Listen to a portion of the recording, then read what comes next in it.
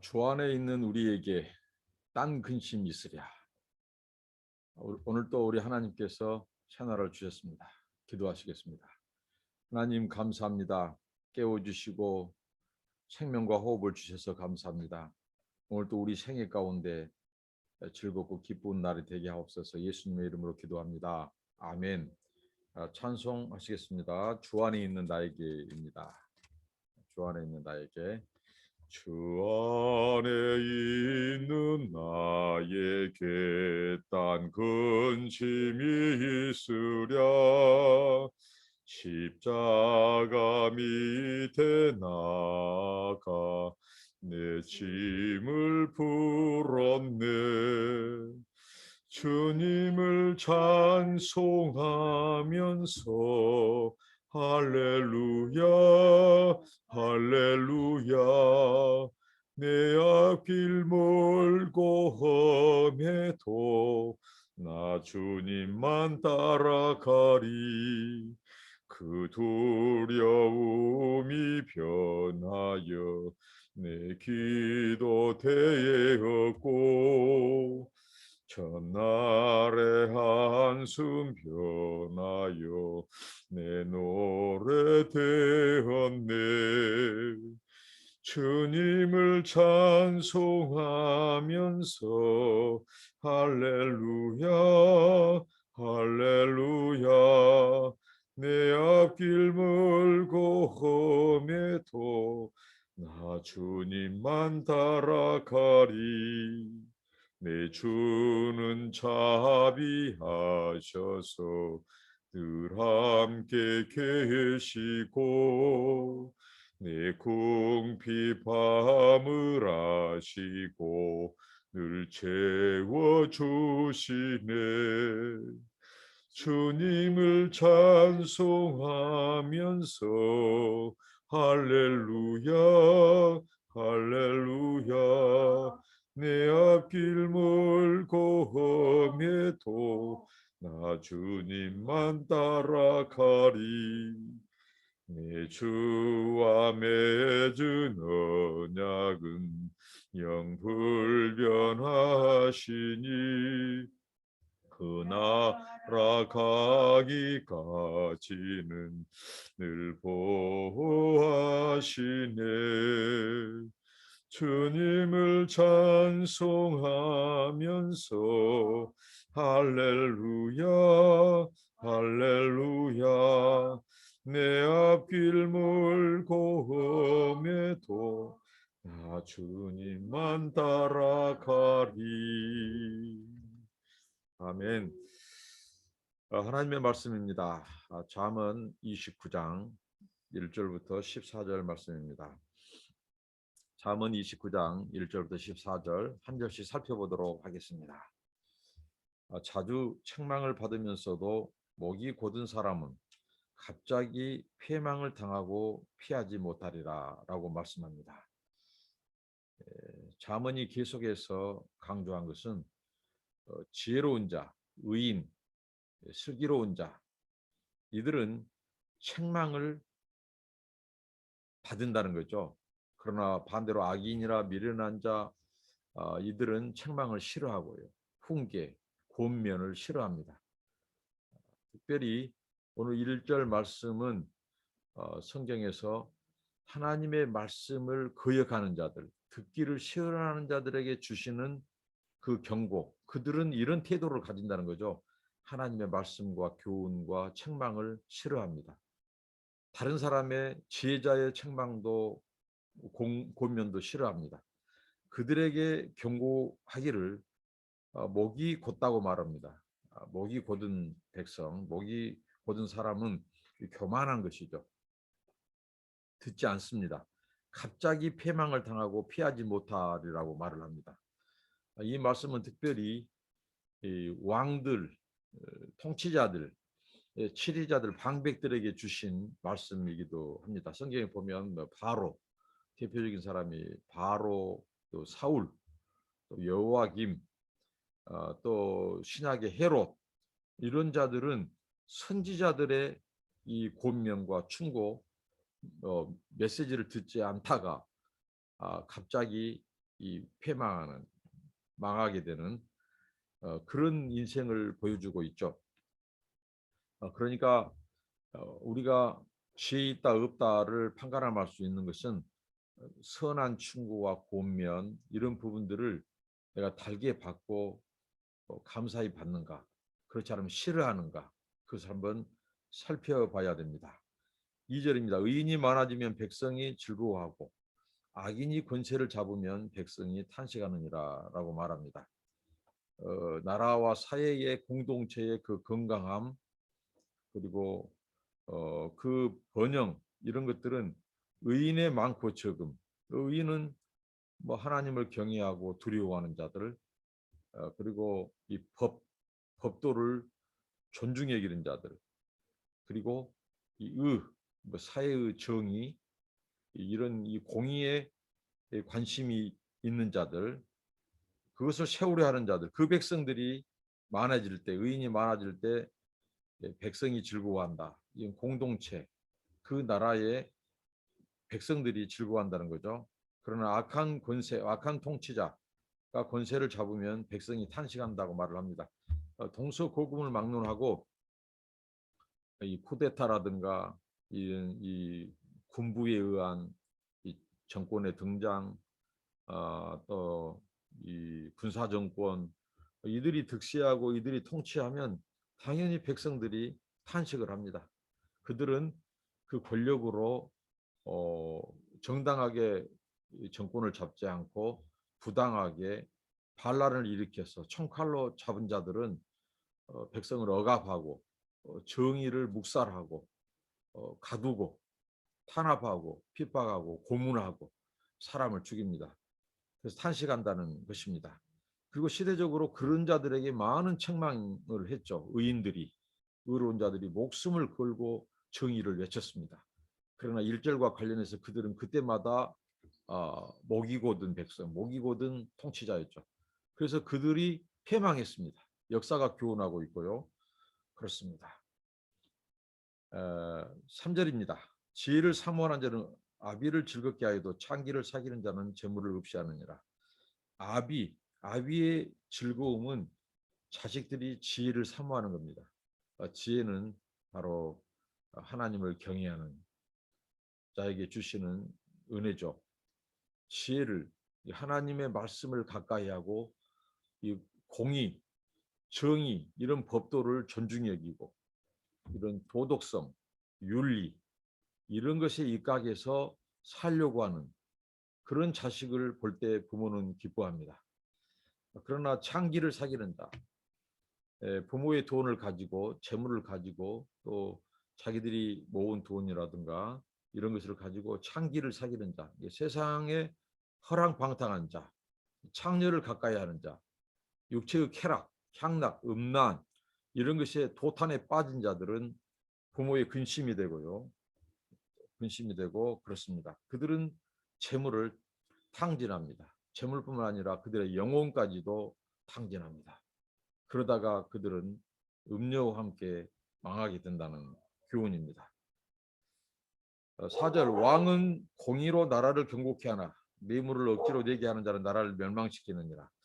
자, 지금 이 잠언에서, 오늘 본문에서도 왕을 언급하면서 왕이란 표현, 관원자라고 하는 표현을 써가면서까지 이 왕, 지도자, 그리고 이 정권 잡은 정부, 이들에게 주는 권면이 있습니다. 그러니까 하나님의 관심은 보통 우리들은 어느 개인이 그 사람이 도덕적으로 문제가 없는 것, 가령 성적으로, 도덕적으로 그 가정이 문제가 없는 이런 측면을 강조하고 봅니다. 그런데 성경은 더 이 외연을 확대해 주고 있습니다. 하나님의 통치는 어느 개인이나 가정에 머물지 않는다는 거죠. 사회, 나아가서는 국가, 또 국제사회, 세계라고 하는 그 상황 속에서 하나님의 말씀이 요구하는 것은 경제정의입니다. 경제정의, 경제질서, 경제정의. 그러니까 이런 정의와 관련돼서 중대하게 다루고 있는 것들이 바로 무엇입니까? 이 뇌물 문제입니다. 공의입니다. 공의. 왕은 공의로 나라를 세워야 됩니다. 그런데 이 공의로 나라를 세운 것을 방해하는 것이 있죠. 뇌물입니다. 뇌물이 많아지면 뇌물이 하면 어떻게 하죠? 나라의 기강이 사회의 기강이 무너져 버립니다. 사회의 기강, 나라가 해야 될, 정부가 해야 될 것은 나라의 기강, 질서를 바로잡고 정의를 세우고 하나님의 공의에 입각한 통치를 해야 되는데 뇌물이 성행하면 이제 법이 무너지죠. 그러면 정의가 무너지죠. 그러면 나라가 흔들리고 죄는 나라를 패망케 한다고 말을 합니다. 그렇기 때문에 왕, 지도자들이 해야 될 것은 공의로 나라를 세우는데 뇌물을 막아야 됩니다.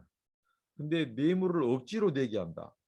이 고대 사회로부터 이 절대 왕정 시대에 왕들이 자기의 이 성, 자기의 궁궐을 짓기 위해서 강제로 세금을 징수한다거나 또 백성들에게 공물, 이 공출, 공물을 많이 내게 하고 백성들의 이 허리를 휘어지게 하는 지금 그 얘기도 함과 동시에 그 나라의 이 권세자들이 뇌물을 요구하는 그런 사회, 그런 나라는 이 하나님이 기뻐하지 않고 그 나라는 경고에 설 수가 없다는 겁니다. 그런 나라를 멸망시키느니라고 말합니다. 그러니까 그런 왕, 그런 정부, 그런 통치자, 지도자들은 나라의 기강을 흔들고 나라를 멸망시킨다는 거죠. 지금 뭐 우리나라에서 이 잠언, 하나님의 말씀은 우리 현실 속에서 거울이 되어야만 합니다. 자, 우리 현실을 한번 돌아봅시다. 지금 우리나라에서 지금 당연 화두가 된 것이 이 권력기관의 개혁입니다. 이 권력기관 하면 검찰, 그다음에 이 사법부, 또 입법기관인 이 국회, 또 공직자들, 고위공직자들, 이런 권세 있는 자들, 정부, 왜? 자문이 그들에게 자문을 줍니다. 이게 백성들, 일반 사람들에게도 주신 자문이 있지만 왕과 지도자, 권력자들이 주신 자문이 얼마나 성경이 많이 나옵니까? 오늘 본문도 핵심적으로 몇 구절이 이것을 다루고 있다는 사실입니다. 이것은 하나님의 이 정의는 개인을 뛰어넘는다는 거죠. 국가, 사회, 왕, 지도자들에게까지 하나님은 권면합니다. 충고합니다. 그래서 뇌물 이거 하나님께서 없애도록 하는 거죠. 주지도 받지도 말라고. 그것이 재판을 왜곡시키고 한다는 거죠. 유전무죄가 된다는 거죠. 무전유죄가 되고. 그래서 이런 이 권력기관에 대한 개혁을 해가는 것은 정말 우리나라 바로잡는 것입니다. 지난 70년, 길게는 일제로부터 자리 잡고 있는 120년간의 이 부끄러운 역사를 바로잡는 것은 상식적으로 국민의 기본적인 상식으로 봐도 이것은 옳은 일이고 잘한 일입니다. 더군다나 오늘 하나님의 말씀, 신앙인의 눈으로 볼 때, 신앙의 양심을 놓고 볼 때도 이것은 하나님의 대행을 아주 잘하고 있다. 하나님께서 이 교회를 세우고 국가를 통해서 이 사회와 나라를 그의 나라를 다스려 가십니다. 그런데 이것을 지금 하고자 하는 것은 더 잘하도록 해야 되고 법대로 해야 되고 공평하게 하도록 그것은 감시하고 그것은 말할지언정 이 자체를 부정하는 것은 성경과 하나님의 수행자, 대리 수행자인 이 정부를 흔드는 것이다. 이것은 중대한 이 범죄입니다. 그래서 왕은 공의로 나라를 세우고 뇌물은 나라를 멸망하게 한다는 것입니다. 5절입니다. 이웃에게 아첨하는 것은 그의 발 앞에 그물을 치는 것이니라. 아첨하는 것은 두 가지 측면의 그물을 말합니다. 자, 아첨꾼이 그 아첨의 말을 듣는 사람에게 그물을 던지는 겁니다. 남이 듣기 좋은 말 막 하죠. 그 나를 부추기고 나를 타락시킬 수 있습니다. 그럴 때 걸러들여야 한다는 거죠. 그래서 아첨과 칭찬을 분별할 수 있는 것. 이게 지혜고 명철입니다. 이거 분별해내야 됩니다. 이 아첨꾼들은 항상 이 아첨하는 말은 매끄러운 말, 부드러운 말이라는 뜻이 있습니다. 이런 말로 사람을 이제 넘어지게 하죠. 그리고 아첨하는 아첨꾼에게도 역시 이것은 그물, 덫이 되고 올무가 됩니다. 그러니까 아첨은 듣는 자나 아첨하는 자나 다 좋지 않습니다. 이 덫이 된다는 거죠. 그물이. 우리는 아첨을 거르는 기, 거부하는 기, 그리고 또 아첨꾼들을 경계해야 됩니다. 내가 다른 사람에게 칭찬은 좋습니다. 그러나 아첨하는 혀가 된다면 그것은 그 순간 지금 나를 향해서 그물을 내가 스스로 멸망의 그물을 치고 있다. 이렇게 성경은 말씀합니다. 6절입니다. 악인의 범죄하는 것은 스스로 올무가 되게 하는 것이나, 계속해서 올무, 이 덫에 대해서, 그물에 대해서 얘기하고 있죠. 범죄, 죄가 그렇게 스스로 올무를 치는 것이라는 거죠. 그러나 의인은 노래하고 하느니라. 의인은 의를 사랑하는 자입니다. 정직하고 죄짓지 않는 것. 이게 최대의 기쁨과 즐거움, 이해야 되고 즐거움을 줍니다. 여러분, 죄짓고는 못 산다는 말이 있죠. 이전에도 말씀드렸다시피 정말 이렇게 이 정권을 이용해서 국민과 백성을 탄압하고 이 정치자들을, 반대자들을 숙청하는 김정은이, 김정일도 마찬가지였죠. 김정은이 이 무엇입니까? 독한 술에 취하고 막 음식을 막 포식하고 막 하는 것은 왜 그럴까요? 불안하기 때문입니다. 한 켠에 남은 양심이 그를 짓누르고 이 밤이면 잠을 설치는 이 악몽에 시달리기 때문에 그렇습니다. 지혜는 우리에게 기쁨과 즐거움을 뺏어가릅니다. 그래서 우리는 정직하고 바르게 그렇게 살아야 합니다. 누구 앞에서? 하나님과 사람 앞에서. 그래서 의인은 즐거워하고 기뻐할 수 있으나 이 악인의 범죄는 사람을 뼈를 말리고 근심하게 되고 불안하게 합니다. 그래서 쾌락을 추구합니다. 그래서 여자를 더 가까이 하고 그렇습니다. 술과 음식과 또 이 음행으로 그 괴로움과 근심을 사귀려고 하죠. 계속해서 하나님의 말씀은 의인은 가난한 자의 사정을 알아주나 악인은 알아줄 지식이 없느니라. 가난한 자의 사정을 알아준다. 사정을 이해해준다. 사정을 들어준다. 의인은 바로 이 가난한 자. 이 성경에서 이 가난한 자를 대표적으로 말씀한다만 좀 소외된 자, 고아와 가부, 그다음에 억울한 일을 당한 자, 그리고 굉장히 유기에 처한 그런 사람들, 주변의 사람들을 살피고 알아준다 이거죠. 돌아본다는 거죠. 배려하고. 그러나 악인은 그런 분별력, 그런 통찰력이 없다는 것입니다. 왜 그럴까요? 악인은 오직 육체의 안일함과 이 돈 모으는 것, 재물에 관심이 있고 자기의 이기적인 목적에 관심이 있기 때문입니다. 우리에게 주변에 이 가난한 자를 자꾸 말하는 것, 하나님께서 우리를 배려하는 것, 우리에게 주신 은총입니다. 왜냐하면 가난한 자가 있다고 하는 것은 우리로 하여금 이 선행을 행할 수 있는 기회, 그리고 사회와 국가의 이 정의, 공도, 이것을 실현할 수 있는, 이 가난한 자와 관련해서 재물 얘기를 하고 또 이 정의 얘기를 하고 있다는 것입니다. 하나님. 그러니까 우리의 재물, 우리의 삶이 이 가난한 자와의 연관된 삶 속에서 판가름된다 그죠? 판별된다는 거죠. 참된 왕, 참된 정부도 마찬가지다 이거죠. 이러한 사회 정의는 가난한 자에게 진정으로 부가 분배되는가, 그리고 그들에게 억울한 일이 없게 하는 것, 이게 사회 정의의 표준과 시금석으로 말씀하고 있다는 거죠. 개인도 마찬가지고요. 개인이 하나님을 경외하고 이웃을 사랑하고 정의를 살아가는 하는 그 증거가 뭔가, 이 가난한 자를 어떻게 대하는 중심, 그 태도를 하나님은 보신다는 거죠. 8절입니다. 모만한 자, 이것은 거만한 자를 말합니다. 성읍을 요란케 하여도 슬기로운 자는 노를 그치게 하느니라. 저는 이 8절을 묵상하면서 오늘 우리들의 이 팬데믹 시대의 한국 교회를 또 얘기하지 않을 수 없습니다.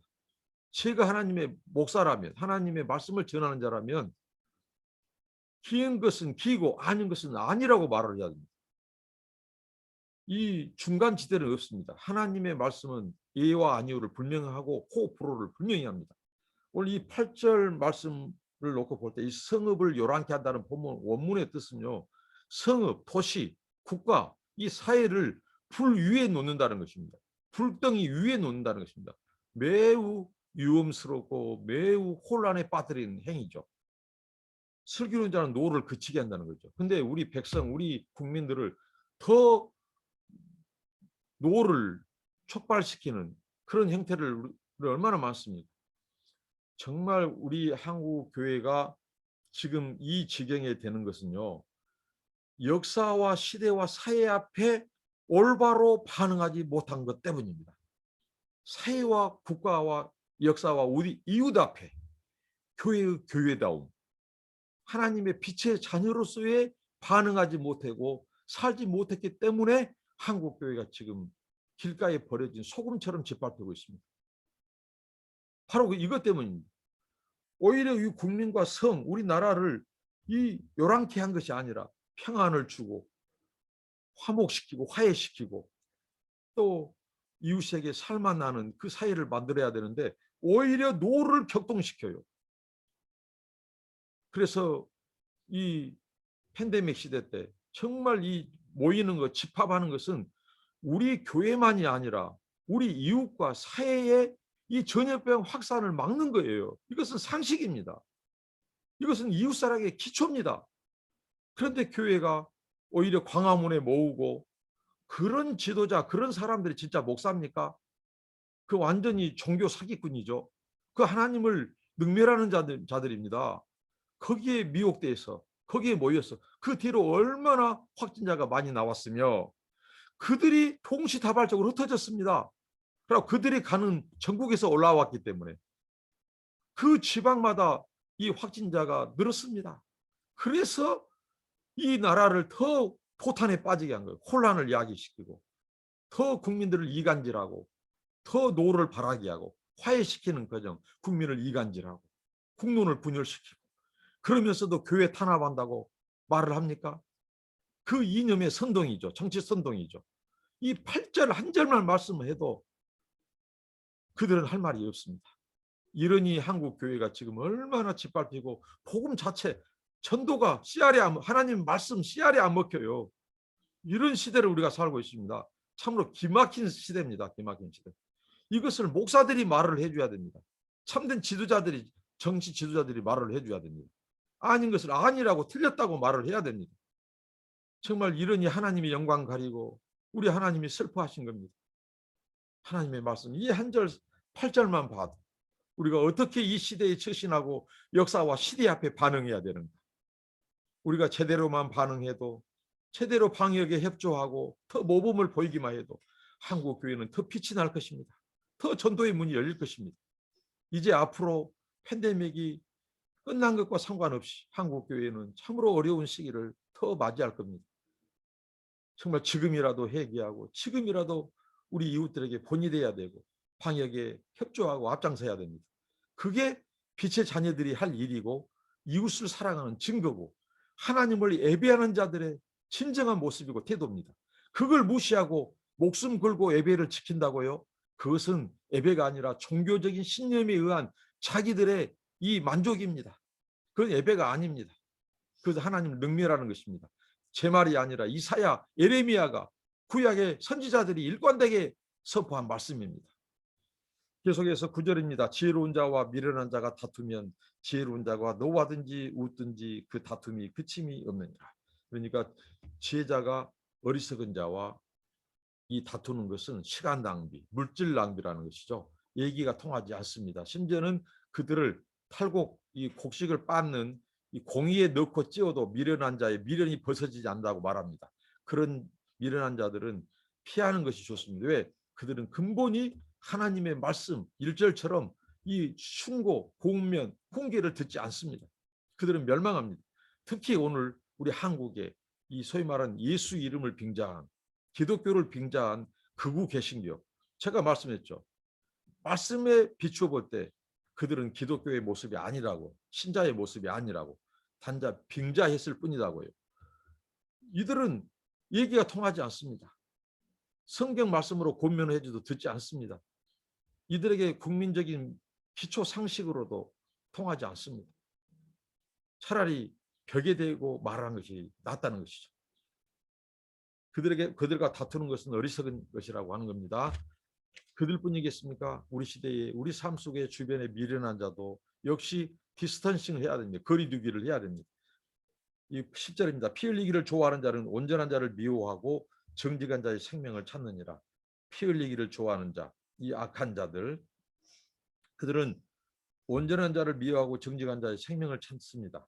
그러니까 의인을 박해하고 자기들에게 옳은 말 충고를 해준 이 그런 지혜자들을 싫어합니다. 정직한 자의 생명을 찾습니다. 탄압합니다. 이것은 바로 미련한 자가 행하는 행동이죠. 이들에게서 무슨 정의와 공의가 나오겠습니까? 오히려 이 악한 자들을 미워해야 되죠. 근데 선인들, 의인들을 핍박하고 탄압합니다. 이것은 역사가 주는 교훈입니다. 아담 이후로 지금까지 의롭게 살려고 하는 자는 핍박을 받습니다. 하나님의 말씀을 지켜 순종하는 자들이 손해를 보고 세상은 그들을 미워하고 박해를 합니다. 어떻게 보면 우리가 이런 일을 당할 때 이게 정상이라고 하죠. 이상하게 여길 것이 없습니다. 하나님을 떠난 이 인류, 이 인간들의 이 아담의 후예들의 범죄 형태들은 의인을 탄압하고 박해하고 정직한 자, 훈계하는 자, 바른 말하는 자를 싫어합니다. 그러니까 오늘 우리가 사회 정의, 공의를 말할 때에 이 공의와 정의를 말하면 오히려 그것을 옳다 해야 된다는 거죠. 그것을 받아들여야 한다는 거죠. 근데 그들을 싫어하고 탄압합니다. 이게 잘못 돌아간 사회, 나라라는 거죠. 11절 어리석은 자는 그 노를 다 드러내어도 지혜로운 자는 그 노를 억제하느니라. 자, 이 교만과 분노 계속해서 말씀하죠. 이 어리석은 자는 노를 다 드러낸다. 지혜로운 자는 그것을 억누르고 참고 절제한다는 건 다 쏟지 않는다는 것이죠. 그래서 우리가 노를 정말 잘 다스리는 그것을 우리가 기도해야 되고 그게 영성입니다. 12절 간원이 거짓말을 신청하면 그 하에는 다 악하니라. 이 간원은 지도자, 정부, 통치자, 힘 있는 자들이 거짓말을 듣기 시작하면 이 지배사회와 피지배사회 때 이런 이 구조학이 있었다는 거죠. 이 통치자가 악한 통치자가 자꾸 이 백성들이 거짓말하는 것, 신하들이 거짓말하는 것을 자꾸 분별해내지 못하고 듣게 되면 너도 나도 할 것 없이 그 힘 있는 자들 앞에서 거짓으로 속이고 뇌물을 주고 그래서 그렇게 되면 그 하인 악한 자들이 많아지고 그 나라의 정의와 공의가 무너진다는 거죠. 13절입니다. 가난한 자와 포악한 자가 섞여 살거니와 그렇습니다. 가난한 자와 이 포악한 자는요 바로 억압하는 자, 또 고리대금 업자, 가난한 자를 멸시하는 자, 이들은 이런 자들을 말하는데 이들이 섞여 산다는 거죠. 세상은. 그러나 하나님께서는 이들에게 눈에 빛을 준다. 이것은 악인이나 성인, 선인, 그리고 이 가난한 자들이나 가난한 자들을 억압하는 고리대금업자, 포악한 자들, 이들에게도 하나님은 똑같이 생명을 주신다는 거죠. 이게 섞여 살고 있습니다. 그런데 여기서 무슨 심판이나 멸망 얘기는 나오지 않습니다. 그런데 그 다음 오늘 마지막 절 왕이 가난한 자를 성실히 신원하면 그 위가 영원히 견고하리라 이렇게 말합니다. 가난한 자의 신원, 가난한 자의 억울함을 풀어주는 것, 왕이 지도자가 정부가 그리고 올바른 판단 또 억울함을 풀어주는 것 이렇게 되면 그 정부가 존중 여김 받고 위가 왕위가 견고하다. 이것은 영원하다는 것은 이것은 이 문자적인 것이 아니죠. 그들의 이 정권이 순항하게 되고 사람들에게 존경 여김을 받고 그들이 오랫동안 이 정권을 봉사하게 되고 그렇다는 거죠.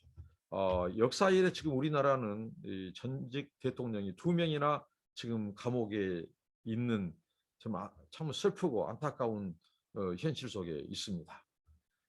정말 왕이 지도자가 제대로 하지 못했기 때문에 오늘 14절 말씀대로 이 소위 말하는 이 임기를 제대로 채우지도 못하고 또 채웠어도 또 그 대가와 심판을 받는 이런 모습 속에서 하나님의 말씀은 오늘 정의, 사회정의, 또 구조학 이런 시스템을 제도를 개혁하고 바꾸는 것.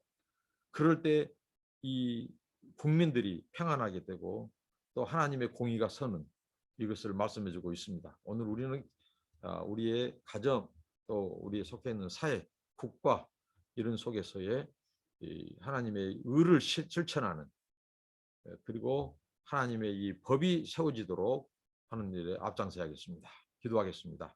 하나님 감사합니다.